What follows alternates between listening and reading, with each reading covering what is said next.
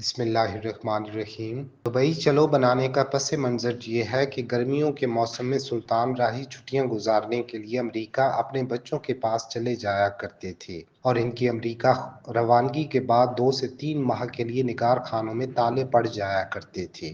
ہدایت کار حیدر چودھری نے فلم نگری کی اس قحط الرجالی سے نمٹنے کے لیے ننا اور علی اعجاز کی جوڑی کو آزمایا۔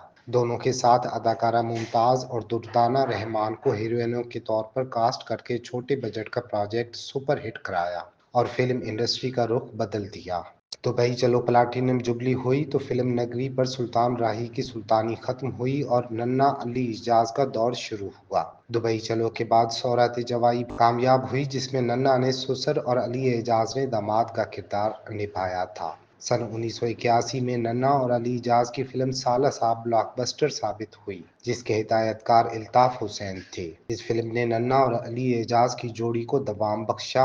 سن 1983 میں ہدایت کار رنگیلا نے ننا اور علی اعجاز کے ساتھ سونا چاندی بنائی جس کی کامیابی نے دونوں کی جوڑی کو مال بنانے کا فول پروف فارمولہ دے دیا۔ اس کے بعد درجنوں فلم سازوں اور ہدایت کاروں نے ننا اور علی اعجاز کی جوڑی کو کاسٹ کر کے کامیاب فلمیں بنائیں۔ اس عرصہ کے دوران ننا اور علی اعجاز کے ساتھ ہیروئنوں کے طور پر رانی بیگم، عالیہ، انجمن، گوری، ممتاز، دردانہ رحمان اور نازلی کاسٹ کی جاتی رہیں۔